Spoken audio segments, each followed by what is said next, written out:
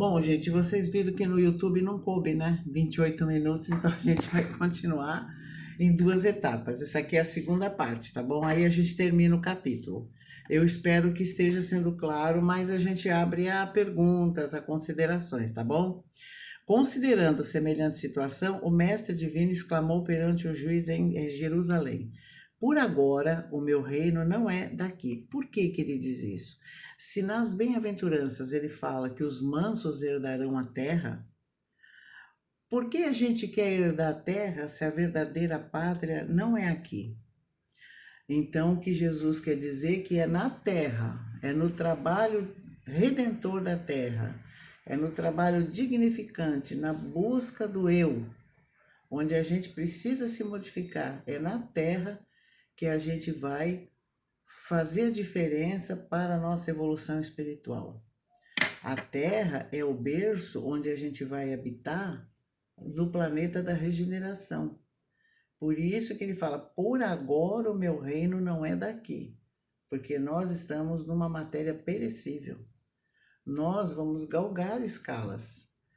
Nós estamos na Terra, precisando da Terra, evoluindo na Terra para que um dia a gente tenha o reino dos céus. Mas a Terra é o nosso cadinho redentor, é o nosso plantio para que possamos melhorar o nosso espírito.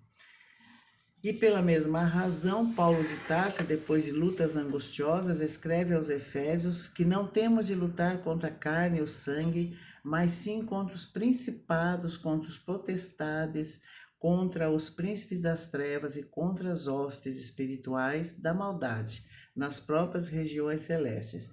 Então o mestre diz, por agora o meu reino não é daqui, e o Paulo no Efésios diz que não adianta a gente lutar contra a carne e o sangue. O que ele quer dizer?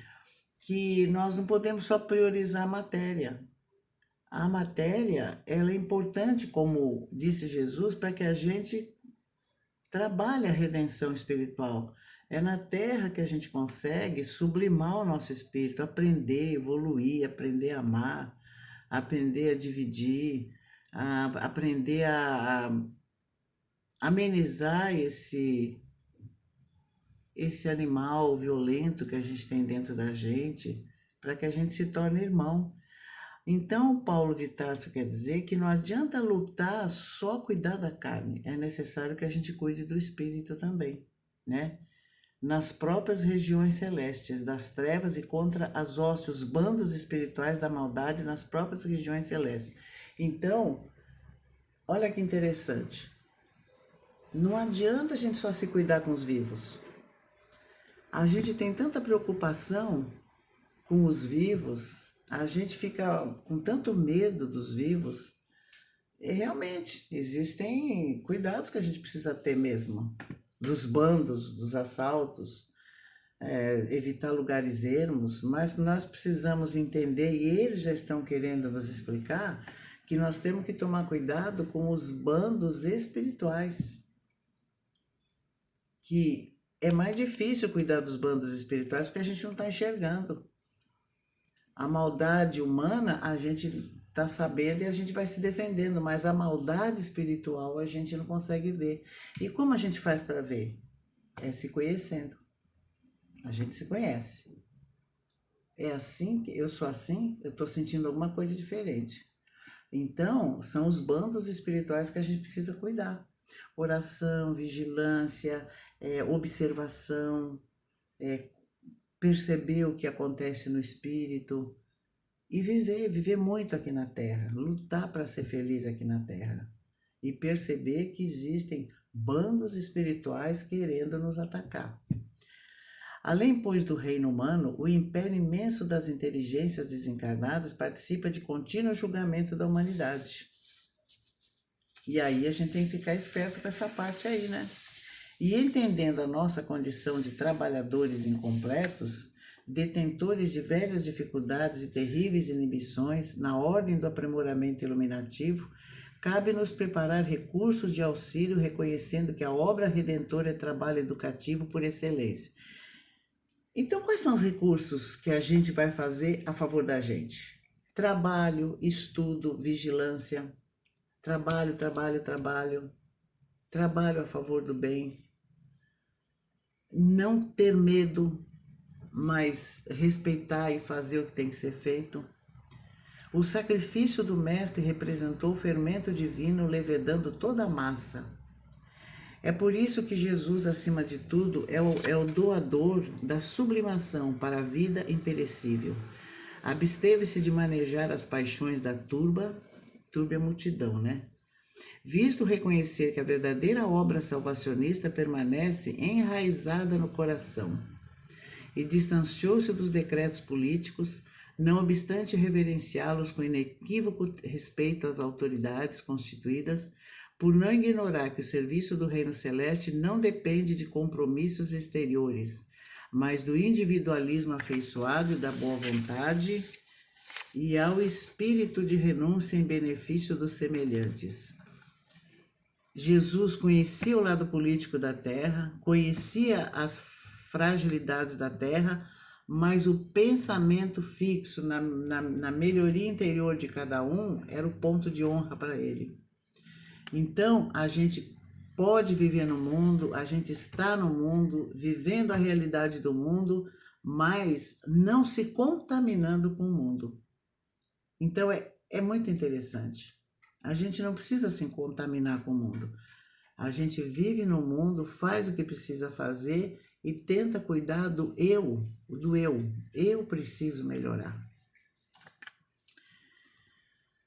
Sem nosso esforço pessoal no bem, a obra regenerativa será adiada indefinidamente, compreendendo-se por precioso e indispensável nosso concurso fraterno para que irmãos nossos provisoriamente impermeáveis no mal se convertam aos desígnios divinos, aprendendo a utilizar os poderes da luz potencial de que são defensores. Se cada um de nós fizermos o que precisa ser feito, com o decorrer do tempo, esses irmãos nossos que vivem em bandos na espiritualidade, querendo desestabilizar a Terra, eles vão se harmonizando, vão cansando de sofrer, porque a Terra ela é constituída do nosso pensamento. Se o nosso pensamento for obscuro, tudo vai escurecer. Então, cabe a cada um de nós, é uma tarefa individual, manter o pensamento melhor no planeta para que o planeta se torne melhor. E o planeta se tornando melhor, os bandos, as maldades, as corrupções, as mentiras, os ciúmes vão começando a ceder e vão começando a baixar as armas e o mundo vai se transformando. Mas é necessário que nós façamos a nossa parte. O ministro aqui está querendo dizer o seguinte: o planeta é de regeneração. O planeta está passando de provas e expiações para regeneração. Mas não são eles quem vão fazer isso. Eles vão coordenar isso. Quem vai fazer com que o planeta se transforme em regeneração somos nós. A tarefa é nossa. Então, vocês estão vendo nessa leitura do ministro aqui que ele está dando uma lição de casa para nós, mas está dando também a oportunidade da luz dos amigos espirituais que não nos abandonam. Mas nós é que temos o dever de providenciar a mudança transitória do planeta. Eu acho interessante porque a gente pensa que está tudo lá tão longe da gente, mas está tão perto. A gente sente a presença dos amigos espirituais e a gente percebe quando alguma coisa nos desestabiliza, a gente percebe que ali é uma oportunidade de alguém querendo dimensionar um problema que a gente tem. Muito interessante, né? Somente o amor sentido, acreditado e vivido por nós provocará a eclosão dos raios de amor em nossos semelhantes, sem polarizar as energias da alma na direção divina, ajustando-lhes o magnetismo ao centro do universo. Todo programa de redenção é um conjunto de palavras pecando pela improbidade flagrante, tá? Então, é o amor. A palavra-chave é o amor. Mas o amor não se compra em loja. A gente não consegue ir lá comprar em loja. E a gente não consegue pedir um pedacinho para você. Eu queria ser uma pessoa, eu queria amar mais. Você pode me ajudar? Não tem saída. Nós somos tão necessitados da bênção divina, nós somos tão necessitados de ser pessoas melhores, que o desenvolvimento do amor é nosso. Nós que precisamos acostumar. Mas como é difícil amar totalmente. Então o que a gente faz? A gente procura amar aos pouquinhos. Perdoa uma porcariazinha ali, perdoa outro deslizezinho ali. Perdoar não é deixar a pessoa fazer o que quer. Perdoar é a gente dar o exemplo e passar. É a gente não parar naquilo. Porque eu estou tão interessada na minha evolução que eu quero trabalhar e aprender a amar. Porque eu vim para trabalhar a minha evolução. Eu tenho obrigação de um dia retornar ao plano espiritual melhor do que cheguei. E para isso eu tenho que aprender a amar. Porque o amor vai cobrir multidões de pecados. Mas não é cobrir de tapar e deixar embaixo do tapete. Cobre multidão de pecados no sentido da gente ajudar as pessoas que estão atrás de nós a se melhorarem. Porque não adianta a gente não fazer a diferença para ninguém, a gente precisa fazer a diferença. Oração, amor. Se as pessoas começarem a mirar e começarem a se melhorar, a gente já está ajudando. Como a gente também está seguindo outros espíritos iluminados que estão à nossa frente. Nós não somos iluminados, nós temos consciência da nossa imperfeição, mas nós somos irmãos que precisamos dar exemplo, melhorar dentro de nós as nossas dificuldades, para que incentivemos outras pessoas desencarnadas e encarnadas a fazer também. Bom, somente o amor eu já li. O ministro sorriu para nós expressivamente e concluiu: terei sido bastante claro? Transbordava de todos os rostos o desejo de ouvi-lo por mais tempo. No entanto, Flacos, aureolado de luz, desceu da tribuna e pôs-se a conversar familiarmente conosco. A preleção fora encerrada. As considerações ouvidas despertavam em mim o máximo interesse. No entanto, era preciso aguardar nova oportunidade para mais amplos esclarecimentos. Então, esse capítulo que termina agora, ouvindo elucidações, a gente vai perceber que ele trata do amor. O amor que nós precisamos ter para ajudar equipes espirituais a resgatar espíritos, irmãos nossos, que semelhantes a nós, que um dia estivemos lá nas sombras, espíritos que estão lá. Muitos já querendo ser ajudados, já em condições de ser ajudados, e outros ainda renitentes no mal. Mas nós, ao invés de seguirmos as sombras, nós precisamos seguir a luz. Porque se nós conseguirmos seguir a luz e nos tornarmos pessoas melhores, nós vamos fortalecer o trabalho do Cristo, ajudando no auxílio dessas almas.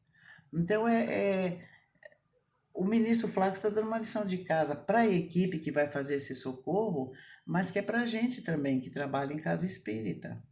Porque os espíritos que vão lá em busca de ajuda, que são levados para lá, eles consideram os trabalhadores de uma casa espírita como pessoas que eles vão tomar como exemplo. Então o espírita, o médium que trabalha numa casa espírita, ele não é melhor que ninguém, mas ele tem a obrigação de ser uma pessoa melhor.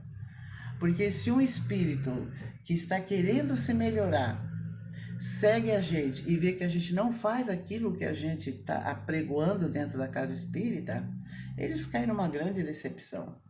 Ou eles se decepcionam ou eles perseguem. Então nós temos que orar e vigiar a nós. Orar e vigiar e aprender a amar. Que Jesus nos abençoe, nos proteja. Obrigado pela paciência. Espero que a gente possa ter entendido a força do amor nesse capítulo primeiro. Dia 5, o Gilberto começa o segundo capítulo, viu? E nós vamos continuar assim. Espero que dessa vez as datas já tenham sido ajustadas. Então, o dia 22 e dia 29 estão ajustadas com essas gravações. E dia 5 vai ser a gravação do dia 5 mesmo, tá bom? Deus abençoe vocês. Tchau, gente. Boas reflexões para nós.